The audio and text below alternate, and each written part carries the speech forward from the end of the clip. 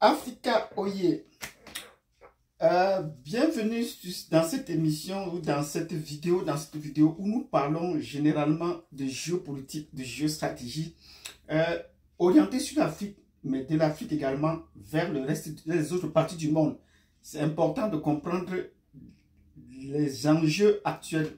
Mais pour les comprendre, il faut aller dans les fondements même de la géographie et de l'histoire pour bien comprendre le déroulement de l'activité politique. Donc, si vous êtes nouveau sur cette page, mettez-nous déjà des pouces. Si vous êtes déjà abonné, c'est une très bonne chose, partagez. Mais si vous n'êtes pas encore abonné, priez bien vouloir vous abonner. Abonnez-vous et cliquez sur la notification pour voir les précédentes vidéos. De quoi est-ce que nous allons parler aujourd'hui? Nous allons parler de la question palestinienne. On parle souvent de la question palestinienne ou de la question israélienne. Mais est-ce qu'il y a un problème de la question israélienne? Non. On parle tout de la question palestinienne, mais pourtant il y a aussi une question israélienne. Mais on a orienté souvent la narration vers la question israélienne. Et cette question, c'est une question qui remonte dans les origines des relations internationales, si on peut le dire ainsi.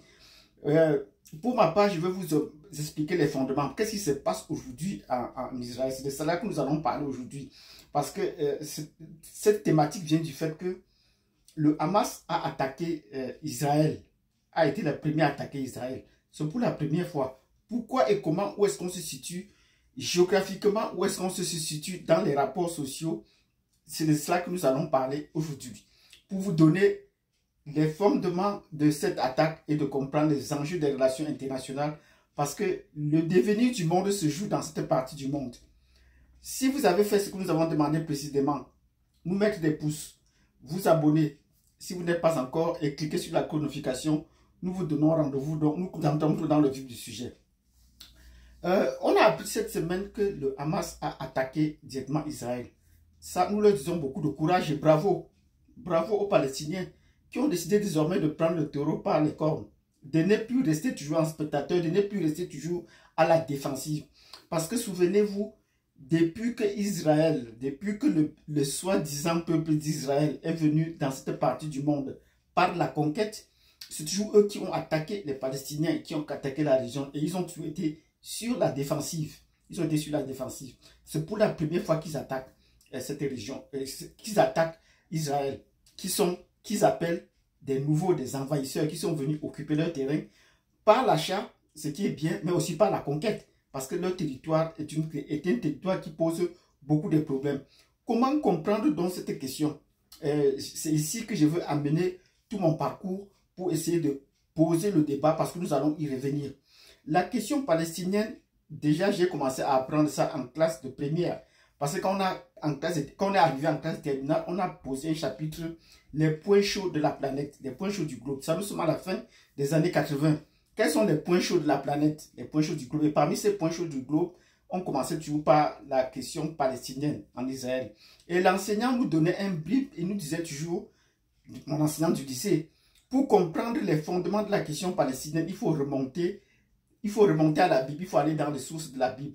C'est où j'ai commencé à comprendre parler de la Bible pour la première fois à l'école. Donc la Bible est un document historique très important. Donc, deux peuples sont en train de se battre, mais qui sont les vrais possesseurs de cette région? C'est ça qu'il faut déjà comprendre la question. Il faut remonter donc aux sources bibliques. Qui sont les Palestiniens, qui sont les Israéliens aujourd'hui dans cette zone qui se battent pour l'occupation ou le contrôle de cette zone? Déjà, nous allons dire que cette zone, aujourd'hui, telle qu'on la présente sur le plan géopolitique, les Européens la présentent, cette zone, comme appartenant au Proche-Orient. Oui, c'est important qu'on le situe déjà comme appartenant au Proche-Orient. Et il faut faire la différence entre le Proche-Orient et le Moyen-Orient. Surtout pour nous qui sommes des francophones, il y a une bonne différence entre le Proche-Orient et le Moyen-Orient. Qu'est-ce qu'on entend par Proche-Orient? Qu'est-ce qu'on entend par Moyen-Orient? Parce qu'il faut déjà bien situer la zone. C'est la raison pour laquelle quand on vous parle de géopolitique, il faut déjà avoir une bonne notion de géographie. Quand nous étions jeunes dans les années 80, les journalistes disaient souvent à la télé, Proche-Orient, la guerre Iran-Irak bat son plein. Ben, plus tard, quand on a avancé, on a dit, mais l'Iran et l'Irak ne se trouvent pas au Proche-Orient, ça se trouve plutôt au Moyen-Orient. Donc, il y a une certaine confusion, il faut comprendre cela dans l'esprit des Européens. Ils ont réorganisé le monde et ont divisé le monde suivant leur perception et comment ça doit se comprendre. Je veux donc amener les gens à entrer dans cette perception-là. Et dans les prochaines vidéos, nous allons remonter le fil de temps pour trouver quelle est cette région. Mais cette région du Proche-Orient ou du Moyen-Orient est une fabrication européenne. Pour faire des analyses géopolitiques, ce sont des régions qui ne sont pas en fait très réelles, mais sont des régions conçues, fabriquées et mises dans la tête des gens de comment ça va se prononcer. Chez les anglo-saxons, ça ne pose aucun problème. Toute cette région, ils appellent le Middle East. Middle East pour qualifier le Proche et le Moyen-Orient. Qu'est-ce que le Proche-Orient? Le Proche-Orient, dans la définition académique, les Européens nous ont enseigné que le Proche-Orient, ce sont les pays qui sont à l'est de la Méditerranée.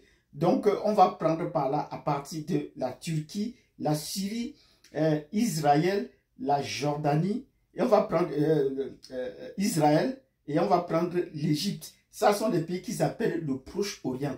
Maintenant, quand on va aller au niveau du Moyen-Orient, on va ajouter le Soudan. Donc, d'abord, cette zone, il inclut le Soudan, l'Arabie Saoudite et tout le Golfe, tous les pays du Golfe, jusqu'à la limite de l'Iran et de l'Irak. Oui, jusqu'à la limite de l'Iran et de l'Irak. Voilà donc la zone qu'ils appellent le Moyen-Orient. C'est ça donc la zone qu'ils appellent le Moyen-Orient. Bon, toute cette zone, il y a donc une confusion où se situent exactement les limites. Est-ce que ces limites sont au niveau des limites géographiques? Non, ce sont des limites géopolitiques qu'ils ont tenté d'imposer. Mais quand on remonte le cours de l'histoire, est-ce que cette zone appartenait à l'Asie ou appartenait à l'Afrique? C'est donc la question qu'il faut déjà se poser. Mais quand on remonte l'histoire à l'origine du temps, dans les temps bibliques, on se rend compte que ce soit le Moyen-Orient ou le Proche-Orient, jusqu'au Tigre et à l'Euphrate, en Irak, toute cette zone appartenait à l'Afrique. Oui, c'est une zone qui appartenait à l'Afrique. Il y avait donc un mouvement de personnes entre ce qu'on appelle aujourd'hui l'Afrique, effectivement, et toute cette région du Golfe, toute cette région de la péninsule arabique. Toute cette zone-là appartenait donc à l'Afrique jusqu'à ce niveau-là. C'est ce que nous allons donc préciser. Ben, les peuples d'Israël, est-ce que ce sont les vrais peuples d'Israël? Non. Aujourd'hui, on trouve que les deux peuples qui se battent, que ce soit les Palestiniens ou que ce soit les Israéliens, tous ces peuples sont des peuples blancs. Ils sont de couleur claire. Mais ils vivent dans des conditions qui ne sont pas les leurs. Donc dans la prochaine vidéo, nous allons revenir pour expliquer vraiment l'origine de ces peuples. Dans cette vidéo, nous allons voulu juste vous situer le contexte géographique et vous constituer le contexte géopolitique. Donc, si vous avez apprécié cette vidéo où nous avons déjà mis les bases, dans la prochaine vidéo, nous allons venir maintenant voir les hommes, qui sont ceux qui occupent cette zone et qui sont les potentiels pour que vous puissiez bien comprendre les enjeux du conflit à l'heure actuelle. Parce que généralement, c'est cette zone, c'est important de maîtriser les rapports entre les hommes dans cette zone pour comprendre la géopolitique et la géostratégie au niveau mondial. Parce que cela a une influence sur la géopolitique au niveau mondial. Les États-Unis sont impliqués, la Russie également est impliquée, à côté les Européens et les autres peuples, les Asiatiques et les Africains, nous sommes en spectateurs. Mais pourtant, l'avenir de ce monde se joue là-bas parce qu'elle est même d'essence divine. Donc, merci d'avoir suivi cette vidéo. Mettez les pouces si vous avez apprécié. Abonnez-vous, cliquez sur la cloche de notification. Et nous vous donnons rendez-vous à la prochaine vidéo où nous allons maintenant parler de l'installation et de l'occupation des hommes dans cette région. C'était une brève vidéo pour vous faire une localisation géographique. Merci et nous donnons rendez-vous à la prochaine vidéo.